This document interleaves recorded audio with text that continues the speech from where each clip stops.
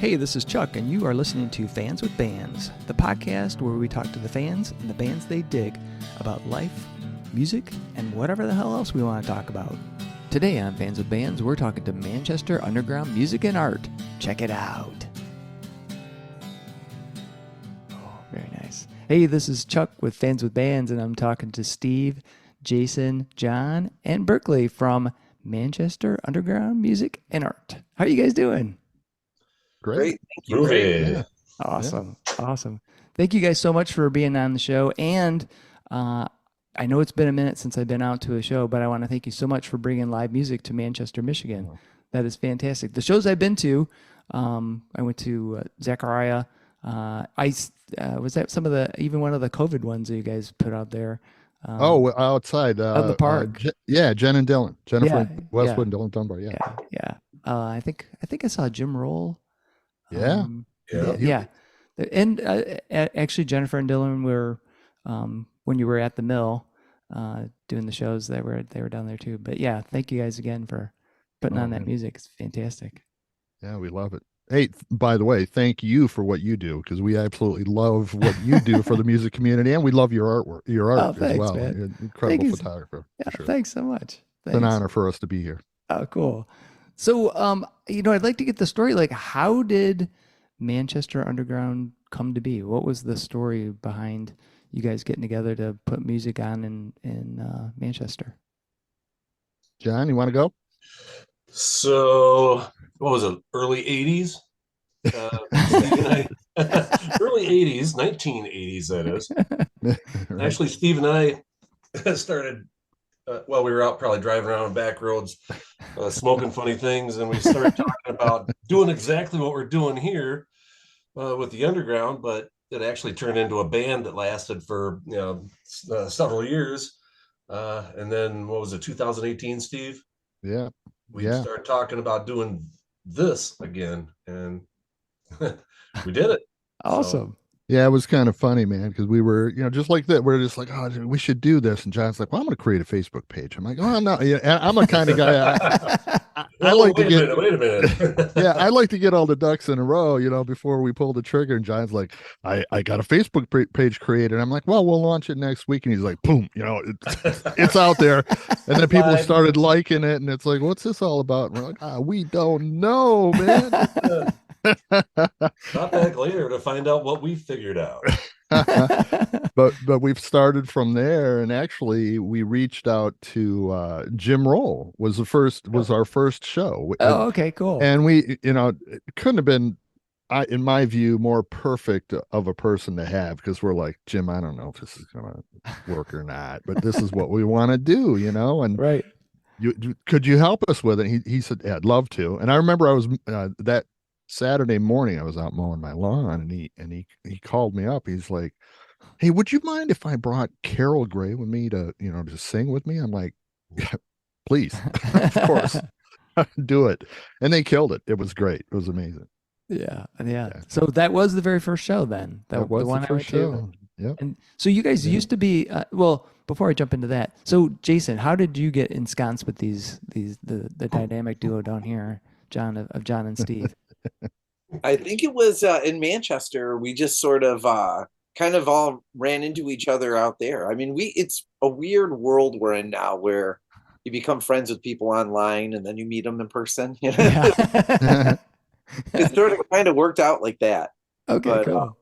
Yeah, it was kind of funny. My wife and I moved back to Manchester, and I'm not going to lie, I didn't want to move back to Manchester. For whatever reason, it didn't matter. Yeah. But anyways, I'm like, okay, I remember going into town shortly after we did, and I'm seeing these beardos walking around, and I'm like, I'm pretty sure one of the guys was either Jason or Andy, right? And I'm like, okay, this might be cool. And then I remember reaching out to Jason one time on Facebook saying, hey, I love what you do, blah, blah, blah, whatever. And, let's get together one time. And he says, well, let's have breakfast. And that first breakfast meeting, I actually missed, and he called me out on it, man. He's like, where were you? And I'm like, oh. But it was great. We kind of hit it off, and he supported us, and we're like, man, we could really use you. That's awesome. Come on board, man. Very cool. Yeah, the breakfast clubs were that they've fostered a lot of meetings that kind of kept growing this thing, it's just, and it's still growing, which is a lot of fun. But Yeah. I got to get back for the breakfast, man. And That's it. oh, go ahead. With me, I love that. So Berkeley, I think you're the newest member of the Manchester Underground. So how did you become involved? Yeah. So Steve and I were talking one day. We were working a show at the Arc, and we were just waiting for the band to arrive, and we started talking, and he asked me, "Where did you grow up?" And like, oh, initially I lived out in Manchester for a good while, and before moving to Ann Arbor, and he's like, really? Like, yeah, I live out there now. I'm doing this thing called Manchester Underground.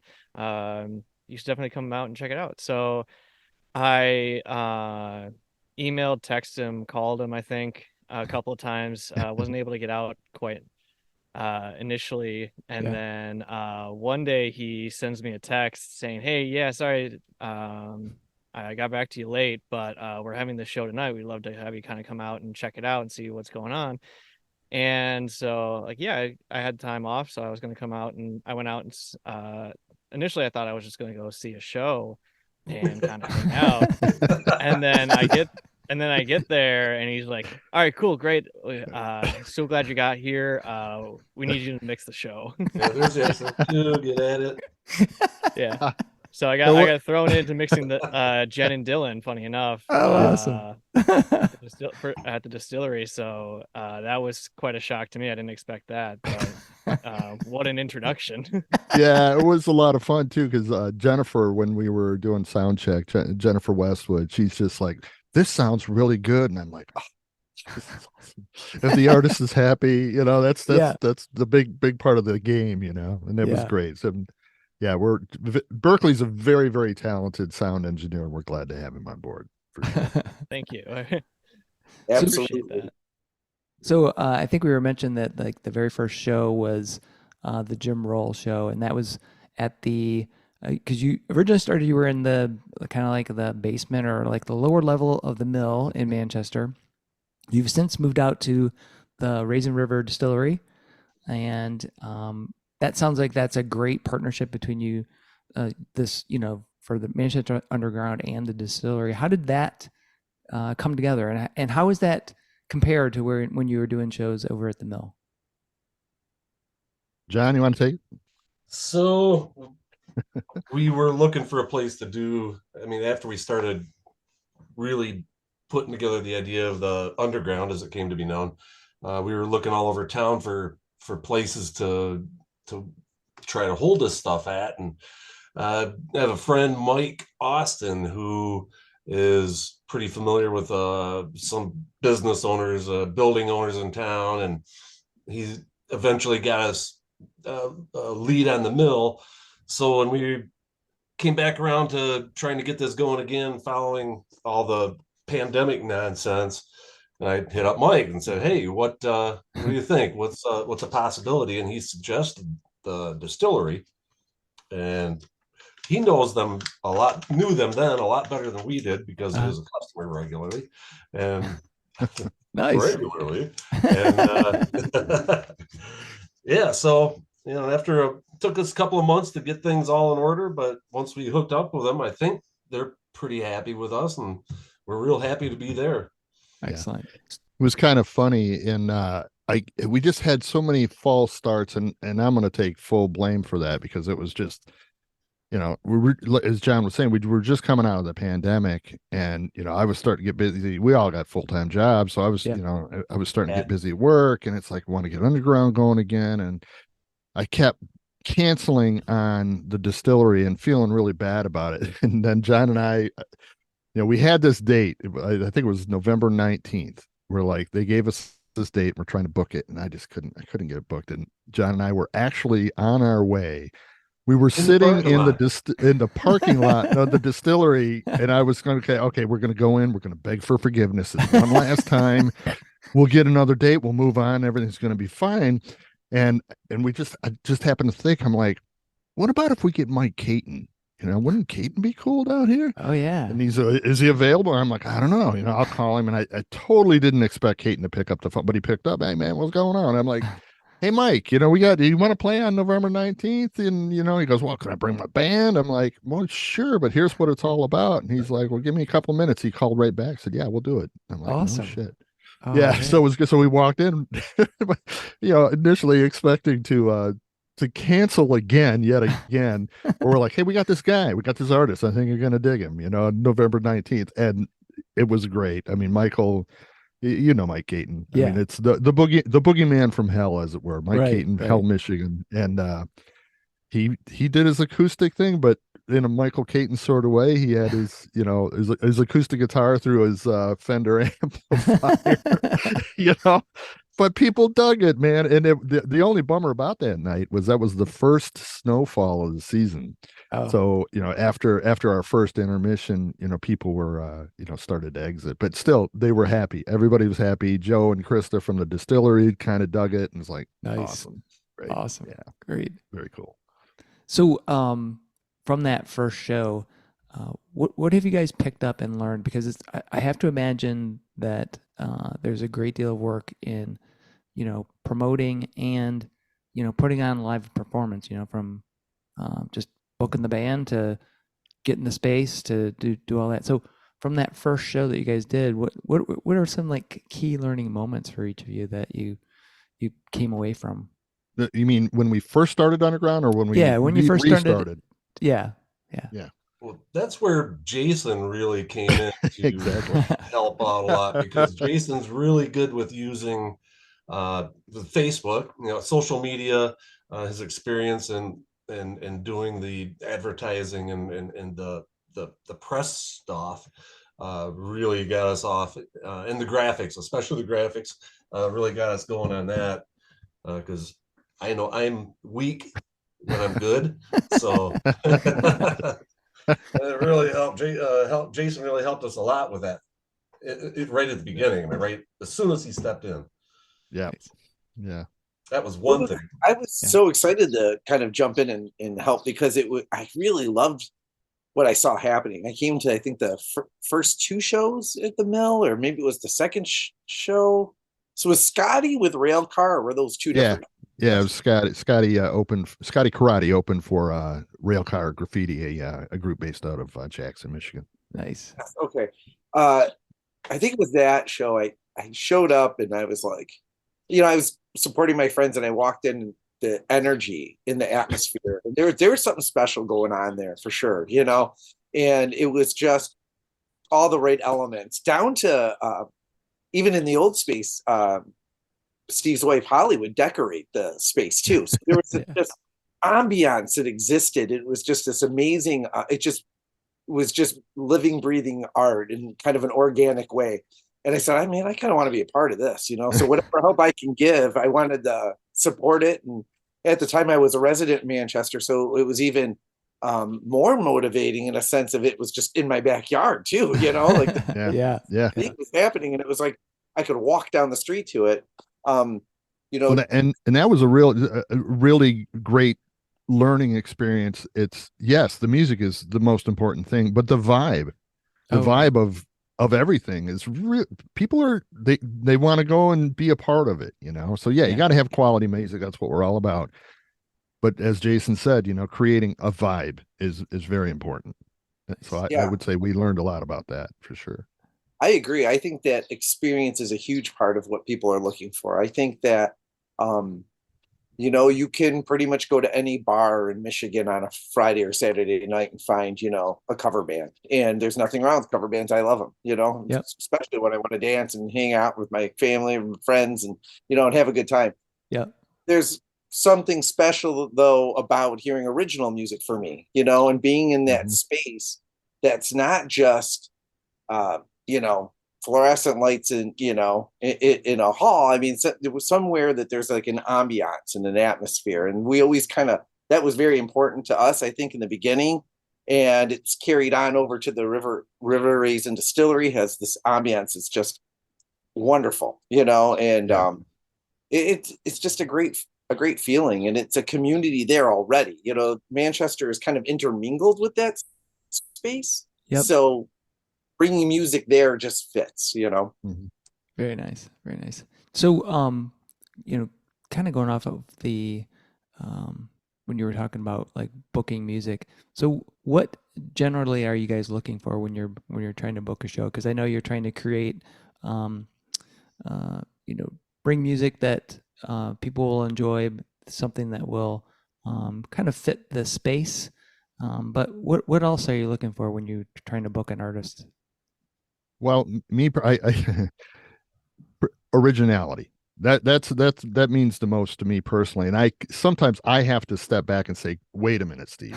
I know you want to see this band, but would anybody else want to see them? And I asked the guy, and I'm like, hey, look, what do you think about that? I mean, originality is really big for me. When the show that Berkeley first worked for us, it was Jennifer Westwood and Dylan Dunbar. Well, we had an opening artist, and his name was John Torrance, and he goes by the stage name of the Native Heart.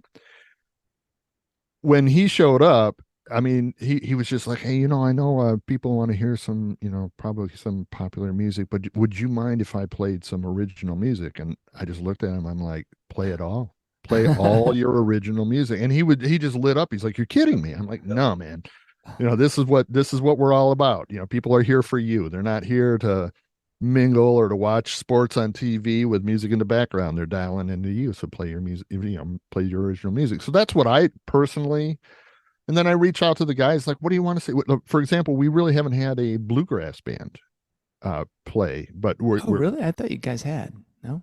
No, not really. We've had the Railcar Graffiti, which is they're not even blue. I mean, kind of a combination of Celtic, bluegrass, Appalachian, old time. Yeah. Oh yeah. Yeah. But we're working on Wilson Thicket, so we're working dates right now. We're trying to get them, and it's like, come on, guys, yeah. Oh So my that's going to God. be a trip. But we're also starting to expand because when we were in the old space, you were there. I mean, it was Yeah. really cool space. It was literally at the bottom of a stairway, and everybody was just like, it was really comfortable but tight. It was tight. It really, it was like a duo or a solo act. It was very comfortable. Well, now we have a lot of space and we're starting to branch out. We had a Delta 88 play a few weeks back, and we had, oh God, you should hear the recordings. Amazing. Oh, awesome. And then we had Raleigh Tussing Trio. And then, like I said, this July 8th, we have the Twist and Tarantulas, and that's going to be a trip. Because it's gonna be something for sure. Awesome. So there's a question for each of you. Is there a dream artist? Steve, you were talking about like it's music starting off with somebody I want to listen to that plays original music and has that originality. But if you guys, if anybody that you would love to have out there, who would that be?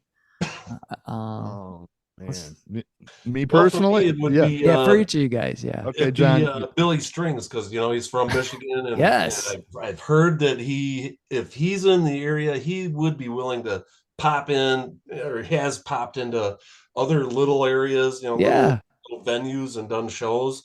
It would be really cool to figure out some way of getting our schedule and his schedule to mesh in that way. But that would be a hell of a good one. That would be a show. That's doable too, I think. So good $15 show. Yeah. As soon as the word got out, though, there would be a stampede. Right.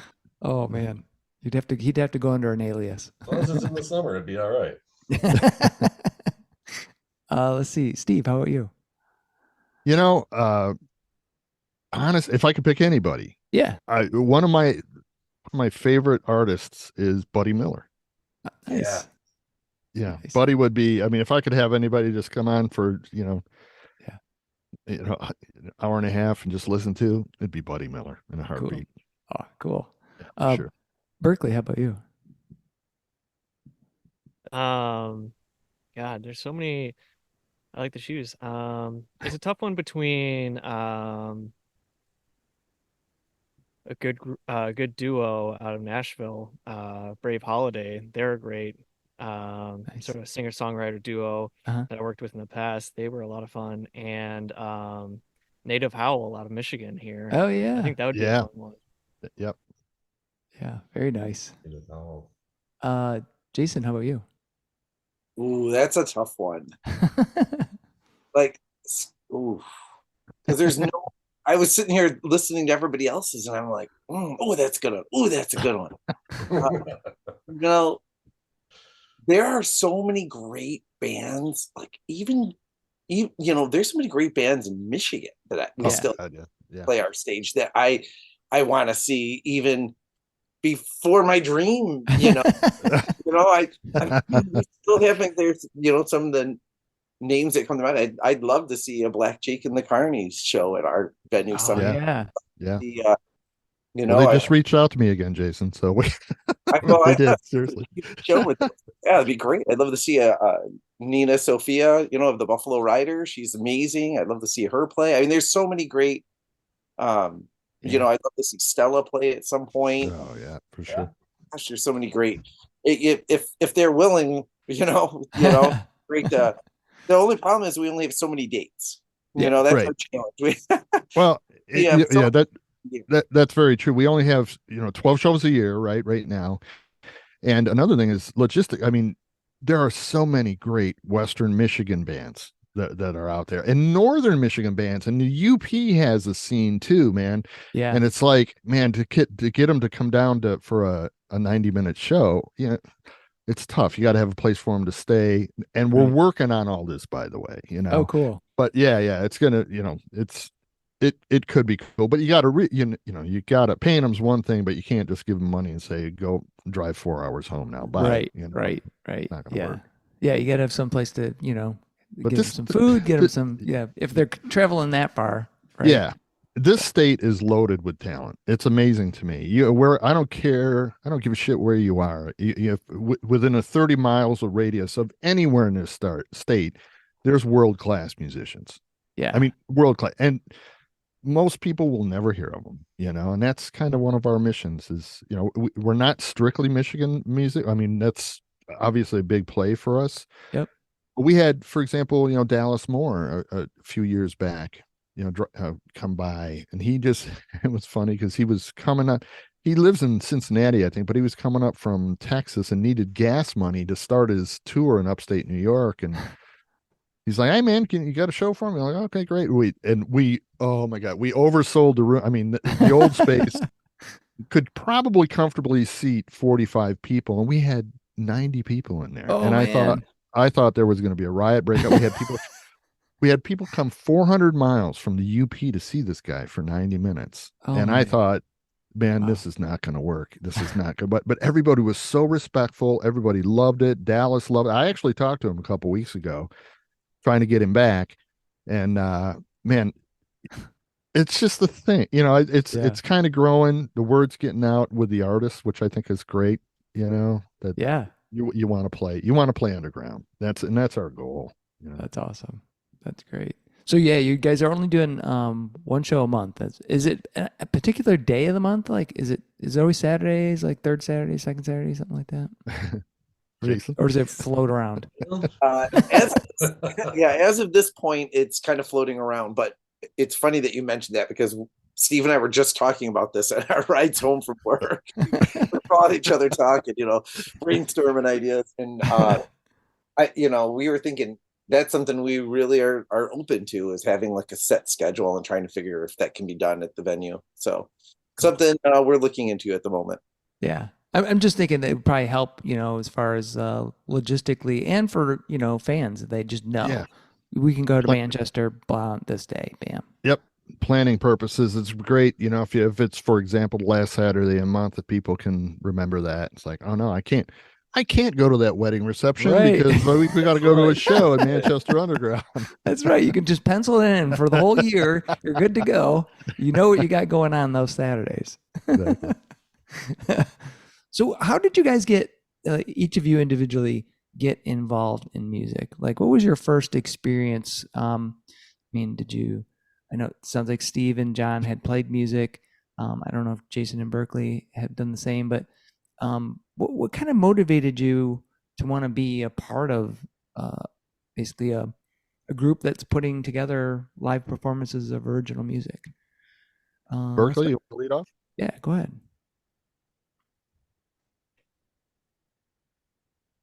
Much out of outside of playing trumpet in high school. Um, didn't play any bands or was particularly any good to play in any bands. But as far as the tech side goes, I thought, well, I enjoy music, but I can't really be on stage. So what about the tech side?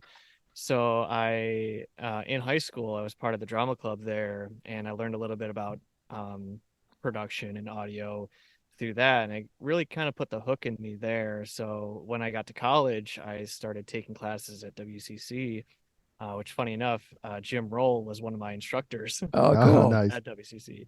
So I started taking classes there, and I really fell in love with it, and just being able to be a part of music without having to know how to play an instrument or being in front of tons of people and trying to play my music, Yeah. it felt kind of like a happy medium for me.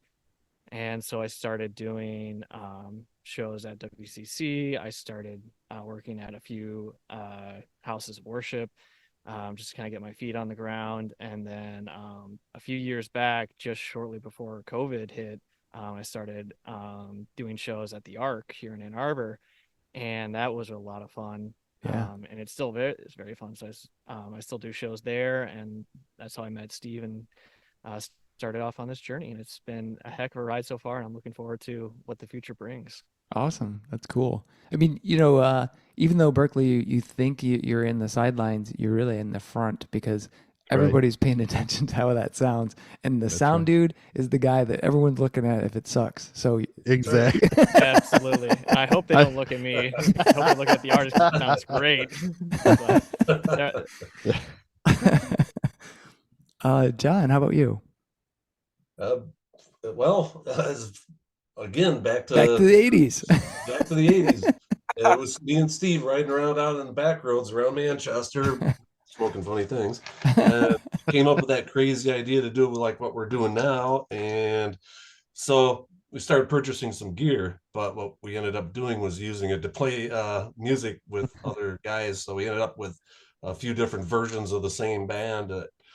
Actually lasted about 10 years, I think, right? Yeah. Yeah. Something Nice. like that. Yeah. What kind of Yeah. music? What kind of music were you playing? And John, I think you played bass. Is that correct or no? Yes, yes. It was in the beginning we played Quiet Riot stuff. We played old Right. we played old rock and roll, just classic rock and some originals that Brian Evans, the guy that was our singer at the time, wrote some music, and we did those, and a little bit of blues, but mostly just typical bar band stuff. Rocking out. Yep. Excellent. Excellent. And Steve, how about you? So you're a guitar player, right? Yeah. Yeah. But I've been, I guess, when I was 10, I started playing. My Nice. mother wanted me to be in her friend's kid's band, right? So she made me take guitar lessons. I had no intention of playing guitar, man. Anyways, they needed a bass player, and my mother got me into this band. And it's funny, I still talk to one of those guys. He just called me the other day, but that was 10 or 11 years old. And then I still play. I mean, I still down here right now. I got the Excellent. hotel. But yeah, I play every day. But it's funny. You see people out there because a good friend of mine, let's put it that way, he was a professional musician. Man, I better stick to front of the house. Put it that way. So I didn't need to ring a bell, did I, Steve? Right. Well, even though, because I'll tell you, sometimes I see people out, well, and maybe they shouldn't be playing, but they're not very good. But I think it doesn't matter how good you are. If you got a love for it and you want to play it, then do it. So I'm glad Expression. I'm Yeah, glad you're still absolutely. playing. That's awesome. Absolutely. Thanks. Jason, how about you? Oh geez. Well, I'm not. I'm into music definitely, but and I do love, music is sort of a passion of mine. But I'm really not a musician, and I've been in a band. I was in a band. I was in. I'm not a musician, but I was in a band. We changed names a lot, but I think we left off on Eugene and Rusty was the last part. We played Ann Arbor Art Fair. That was fun. Yeah. And I was like the noise, I played all the just like doodahs, like a little Yeah. type, like chimes and stuff. It was more like a The musical accoutrements. It was like the dance guy in a ska band, It was Yeah. Yes. crowd hype basically. Yeah. Most critical member, actually. This is the Yeah. guy dancing on stage. Yeah. And so that was kind of my run, my moment in the sun of music. I was always into art and music, and I have a fine arts background. I do graphic design for a living, and it's always been something that I've been into, has been like placemaking and community projects and having showcase community and tying that. And even like I look back and like, when I was in my like late 20s, I was involved with like Atomic Art Collective in Ann Arbor that was there for a minute. It just kind of grew into, I was doing shows at Andrew's Bar in Ypsilanti with Nick White he was in Tone and Niche, and he is still in Tone and Niche, but he's been in a few different other, just played with several other people, but we ran the White Art Show. So it was, I kind of booked the artists, he kind of booked the bands, and then we did that monthly series, I think, for like a year and a half or so. And then, cool. Well, it was funny because this is before I even met Jason. My wife Holly and we used to go to those art shows at Andrews, and it was great because an artist friend of mine, Michael Kelty, had some of his artwork on display. But the first time we went is where I met Scotty Karate played. Oh, nice. Yeah. And then fast forward 15 years or whatever it is, and talking to Jason, he's like, "Well, I used to put on those shows, man." I'm like, "Oh shit, man, this is cool." There's more to that story though, because one of the shows, because we also did them at TC's too for a minute. Yep. One of those shows, there was a pinstripe artist there by the name of Seth Rowe, amazing artist. Yeah. Seth Rowe, old school hand pin, not the tape. I mean paint. Oh, wow. Pinstripe, amazing. Yeah, amazing, like just incredible artist. And he decided to do a thing where bring whatever you want in, and he'll just pinstripe it. Didn't. Yep. So it's funny because I had this really, cheap old acoustic, like off-brand thing that I had gotten like in junior high. It was like I think it was called Hondo was the brand. Oh yeah, Hondos. Yeah. It was just the one I had was really rough. The strings were like an inch off. Terrible to play. And so I brought it in, and he pinstriped that. And I kind of didn't think about that for years after. I mean, we still have the guitar, but like I didn't think about that for a long time. Years later, I'm talking to Steve, and he's like, "Yeah, I think I went to one of your art shows, and I got my toaster pinstripe." I remember that toaster. I remember him doing that toaster. So it was like weird, like 10, 12 years before I met him, I kind of was standing next to him. This goes to show the universe has people on your path come back around, Yeah, Right. No kidding. Yeah. No kidding. Sure. Yeah. I think we missed it that time, Steve. Right. So Jason, did you ever do like album art or posters and that stuff too? Yeah, I've done some band posters in the past, and I have some of them on my Facebook page. I haven't done as much for Manchester Underground. We've done a few, but it's really just a matter of like bandwidth. It's been kind of changing. I'm looking at some other artists involved because it's getting difficult to keep up, and not only that, but I feel like gig posters is such an amazing. Oh, I know. There's it. I have such a passion for that. Art Chantry, I think he's like the god of gig poster artists. I know that's a very debatable subject. I know there's a lot of people have their favorites. Art Chantry's mine for sure. I'm not sure where he's at. I think he's hiding out in a cave somewhere. Nobody's seen him. Art, yeah. if you're listening out there, we miss you. Yeah, Yeah, but yeah, I just think the gig posters are amazing, and I think with such a digital world that we're in now, we rely on them less. I mean, QR codes got resurrected with COVID, and people are using them again. But it's you just don't see it as necessary in some areas. Like I'm sure, like in inner cities and large areas, gig posters are a little bit more prevalent. But like in in an old, in uh, a local distillery in a small town, right. it's not as much of a necessity. So it really just allows us to showcase that more as an art form, right? As a fine art piece. It's yes, it's a poster, but it's attached to that Yeah, effect. yeah. And that's really where we'd like to get, is where we have other artists. So if there are other artists out there listening to this, That would get be in touch. cool. That would We'd be, love to maybe do a poster here and there. Let's get something going. yeah, Yeah. that would be fantastic. Because I was just thinking when you were talking about like series posters, like I went to see Les Claypool Oh, cool. in the Flying Frog Brigade, and each night different concert or different artist doing a different poster, limited edition. So if you went to that show, you could buy that one, and Isn't if it you, amazing? It's just the yeah, artwork is incredible. Jason Abraham Smith, talk about gig poster artist. My God. When I see his designs, I just want to throw my computer in the garbage.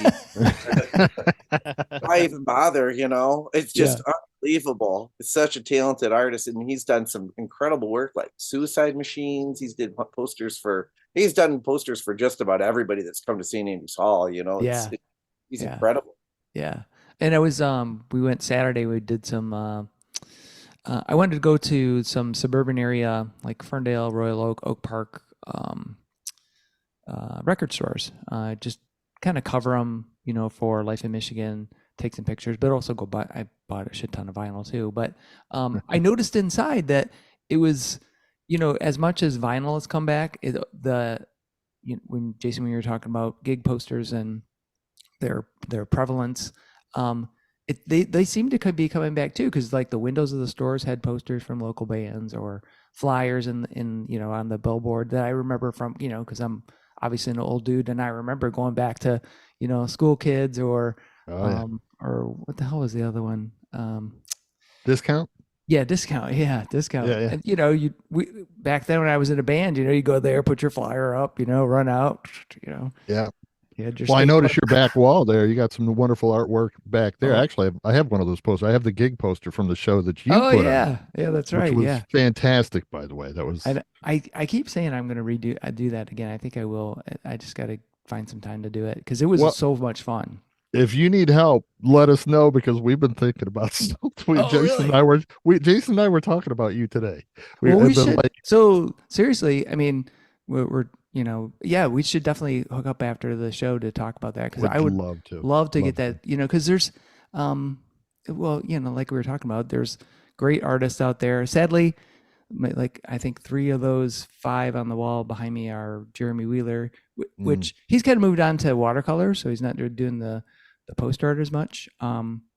But yeah, like the other one is Berserker, which is Sean Knight, which he's doing some stuff, but not as much as he used to. But there's still other artists out there that Oh, are yeah. doing tons of great work. There's Audra, tons of Audra, photographers, so Yeah. yeah, definitely. yeah. Well, and I'd like to, are you hip to Paul Gendrasiak from West Michigan? Some of his photography? I'll send you a link, because Okay, yeah. amazing. I met him through his wife. She was part of the Michigan Music Alliance at one time. Oh, yeah. That's how I connected with him, and Okay. I found out he's a photographer, and I started following him. I'm like, holy shit, you're the real deal, man. Awesome. Yeah, Awesome. Yeah, I'll that'd be send you a cool to link, check 'cause out. Yeah. he's amazing. Awesome. Awesome. So, speaking of so you guys are putting on shows, and Mhm. I'm curious about what was the very first concert that you guys went to? Oh. Berkeley, how about you? What was the very first show that you went to? And why did you go? Good. Um, I think the first show I can remember going to a long, long time ago was the Goo Goo Dolls on Ooh. 4th of July in Philadelphia. Nice. Nice. That was an experience. It was a big outdoor show at their park. I forget the name. And just a ton of people cram packed. Some, from what I remember, the show was sounding great. Some dudes way off somewhere in the park started shooting fireworks all over the place. And Oh, God. people were going to search for them. It was a wild time, and being like, I think maybe 10 or 11, that was quite an experience to live shows. But that So now, that did your parents take you to that, or did you want to go out on your own? no, I was with my family at that time. We had Okay. taken a trip down there for the 4th of July, and a big celebration over there, and it was just a whole lot of fun. There were several other bands I can't remember, but Yeah. the Goo Goo Dolls were the one I remember the most, just because of how hectic and crazy and everything was. Awesome. Awesome. Steve, how about you? Well, I'm going to kind of date myself, Chuck, just so you know. But it was 1969, Cobo Hall. It was the Nice. Johnny Cash show with my mom and dad. What? Yeah, no shit, Oh, right? man. Holy Yeah, it was. cow. I mean, when I was a kid, Johnny Cash was like, oh, Oh yeah. and yeah, that was my first. It was Wow. and it was the show too, to where they had the. And again, back then I didn't Yeah. really appreciate what it was, but you had the Carter sisters and you had all that stuff, and that it was all there. Yeah, And it's like a full review where they had different yeah, acts coming out, yeah, people it coming, was yeah. that's But I was awesome. there. I was there for the Man in Black. That was it. That's awesome. Yeah, but Awesome. it's still stuck in my head. Seriously. That's That- super cool. That's super cool. Yeah, my dad listened to Johnny Cash, so I got exposed to it as a kid. And Awesome. at the time I didn't really appreciate it, right? I mean, Mhm. it was Johnny Cash. I liked Folsom Prison Blues, and I didn't really know what it was about or anything. I was a kid, but I was like, oh, this is cool. And Right. we watched the Johnny Cash, and him and June had the show. Yep. So I definitely remember that. But then, I got into heavy metal, and I was like, I don't care about Johnny Cash, and fuck country music. And so Right. then, and then, later on, I was like, Jesus Christ, why wasn't I listening to this? This has happened many times in my life, because when you're 17 and you're addicted to Iron Maiden and Judas Priest, you kind of like put shields up and you forget, other than like Hendrix. I loved Hendrix and I loved Trower, but I was so focused on guitar players that just rip and jam, and that's all I cared about. And so then when you don't realize Jerry Reed, Oh, awesome guitar player, monster. Glenn Campbell, who was part of the Wrecking Crew. You don't. Roy Clark. Yeah, Roy Clark, Right. fantastic. So you don't Right. you don't appreciate it, and then Right. later on I come back and I go, it still happens. I still come to some band that I kind of shit canned years ago, and I like listen to it again and go, what the fuck, Bruce Springsteen. I hated Bruce Springsteen. Seriously. Now I'm like, oh, this is fucking great. John Mellencamp, same thing. So anyway. Yep. John, how about you? I believe my first real concert was 1977 at Cobo Hall. Rush with special guest Golden Earring. Oh, Ooh, man. So nice, was that nice. Hemispheres tour? Was the 2112. Oh, man, that's Yeah. that's epic. So my Yeah, it was good. very first show was Rush at Joe Louis for Moving Pictures, and that was like I felt like I just missed the boat, because I really loved Permanent Waves and everything prior to that album, Moving Pictures, which is fine. It's a good album, but I loved everything more from before. I feel like, oh, why couldn't I ever? I needed to be a little older, but so that's awesome. So much good music they put out. Oh, I know. Jason, how about you? Well, probably the first performance I saw was probably some polka band at St. Pius Festival as a kid. But my first actual concert was proscenium stage concert was Faith No More, Metallica, Guns N' Roses at the Silver Dome, which sadly I think is gone. Yeah, but it was the the famous one where like Axel wouldn't come out for like a time. They'll try to take the tops off. It was just a raunchy scene. People were getting really angry. Oh man. Or act, yeah, you know, it was just one of those Axel moments, I guess, you know. Yeah. So no, still on that kind of concert theme. What's the one of your all-time favorite concerts that you guys have seen? And it could be one that you guys have put on yourselves. But what one act you saw that? Yeah, and I know it's hard because like today you'll be thinking about this band, and then tomorrow you'll think about something else because music's mood related, right? You might be thinking, oh yeah, I loved Metallica when I saw them, but then Right. you know this band was also equally awesome. But so if you want to throw out two, go ahead. But John, how about you? What was it like an all-time favorite show that you saw? Well, I think it's probably This could be that Rush show, damn it's damn the it. one. Well, that's a tough one to beat. But the first, this is really bad because it was 1978. Toledo Speedway Jam. Oh, Blue Oyster Cult at the end of their song ETI, they had smoke pots or not, yeah. boom thingies on the top of either stack, and they both blew smoke rings in that song. And we're all kind of stoned and we're all Yeah. kind of like, whoa, you know? Whoa. My mind has just been blown. It was quite an interesting night before that too, so wasn't it, Steve? Yeah, oh yeah. Yeah. Oh yeah. That's another show, Chuck. Trust me, man. All right. Yeah. Yeah. Crazy concert memories with Steve and John. Oh my God. There's a few. Episode right there. There's a few. There's a lot of them we don't have as memories. Yeah, they're gone. Jason, how about you?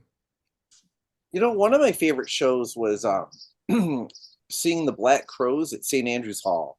Cool. You know, it was just a nice small, Wow. Yeah, super small, nice stage. and I think that was probably my favorite.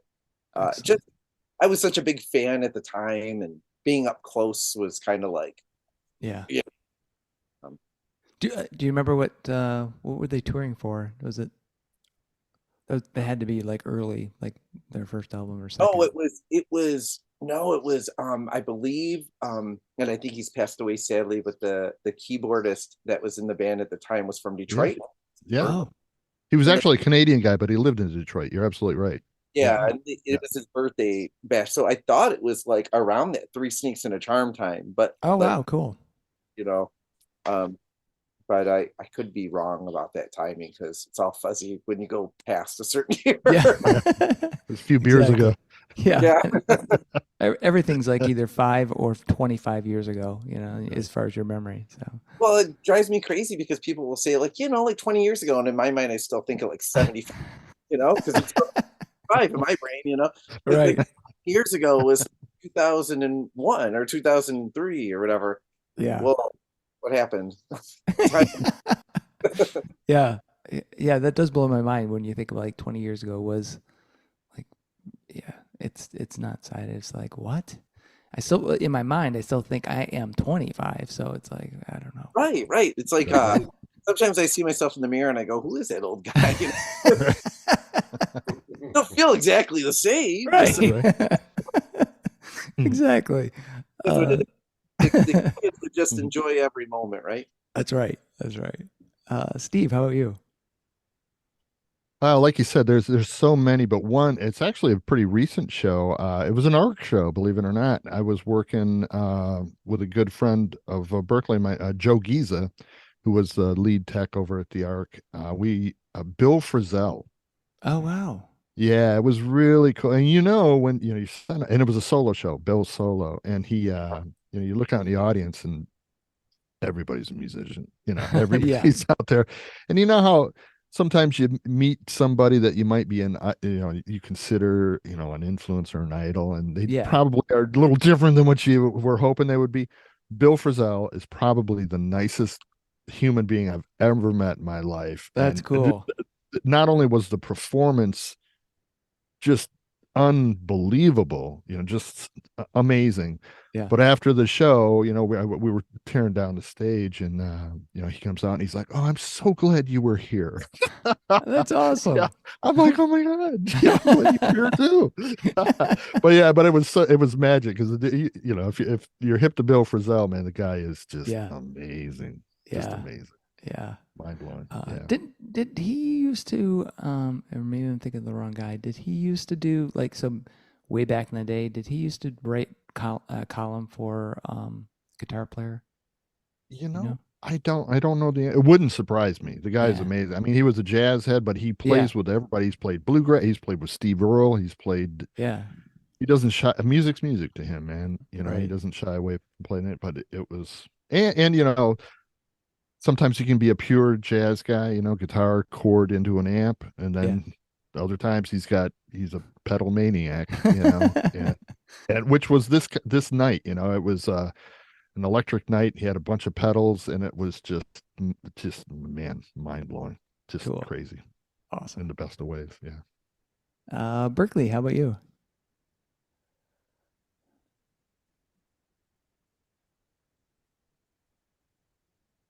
Oh, you're muted, Oh, bud. you're muted There you or something's off. Oh, Oh, what happened? we lost you, Hear buddy. me? Oh, There yeah, you there you go. Okay. Hey, there it is. Sorry about that. No, I had three that come to mind. I'm trying to narrow it down to two. The I think my number one would have to be when I went to go see Metallica a couple of years nice. ago for their Hardwired tour, because it was Oh, the first cool. time I'd ever got to see them live. And what really made it special for me, at least, was I got to take a good friend of mine who actually who introduced me to Metallica, and which started my whole obsession with metal. Uh, I went to the show with him, and that was a real special moment for me, just being able to kind of almost go full circle in a way. Yeah, yeah. Yeah, that's awesome. I guess the second one, if I'm going to narrow it down, I'm going to go back a couple of months ago for Railcar Graffiti. I hadn't initially known too much about them, Uh-huh. and so when I went to do the show, I met the band. They were just absolute delight and such a pleasure to work with, and That's cool. they sounded amazing. Like, It was an it's underground rare. show. Yeah, It was. Oh, Yeah. it awesome. was. Yeah. And it was such a fun time. And it was one of the rare times where I'm like, I could almost turn the PA off and Right. they could still blow everybody away. That's And awesome. like I felt like that was a real like special show for me. Oh man, that's awesome. That's cool. That's super very cool. Yeah.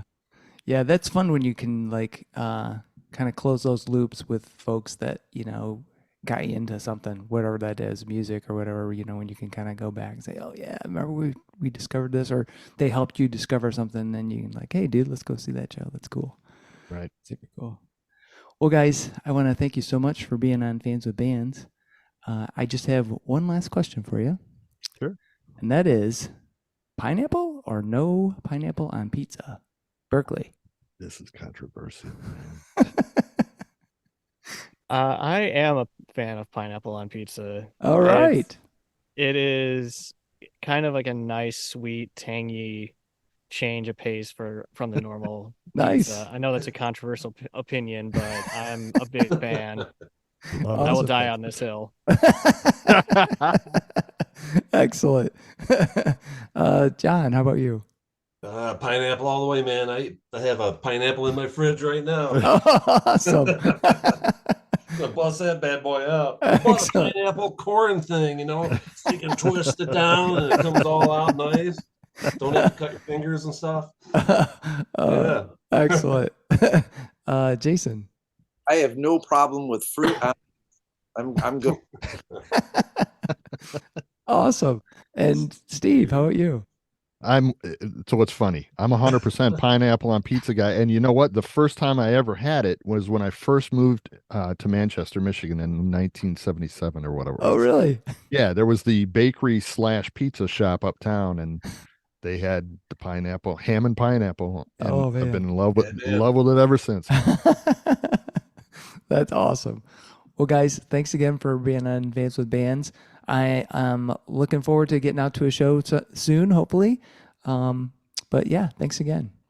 It was an honor, man. Thank you. You got a Manchester Underground Hall pass. All You're right. welcome anytime. Permanent. All right. Thanks, Okay. Chuck. All right. Thanks, guys. Thank you so much. Thank you. Many thanks to Steve, Jason, John, and Berkeley for joining me on this episode of Fans with Bands. It was a real treat to be able to talk with these guys about Manchester underground music and art, which brings incredible Michigan talent to the stage at the Raisin River Distillery in Manchester. I very much enjoyed hearing the stories about how Manchester underground music and art came to be, as well as learn more about how this great group of die-hard music fans and supporters make it all happen. Be sure to check out Manchester Underground Music and Art's webpage and social media for upcoming shows. See the show notes for all the details and links. These are tough times for everyone in the creative industries such as music. Your support of live streaming, purchasing music, and merchandise is critical. If you can help out your local artists, please do. If you are in the Michigan area, consider following the Playing in the Detroit Area Tonight Facebook page. It is a place for fans and bands to support each other and share our combined love of music. Thank you all so much for listening. Be sure to hit subscribe on your favorite podcast service to get each and every episode of Fans with Bands. Spread the word by rating the show and leaving a comment. We want to hear what you think. You can keep in touch by following us on social media. This is a Life in Michigan production. Until next time, be well and kick out the jams.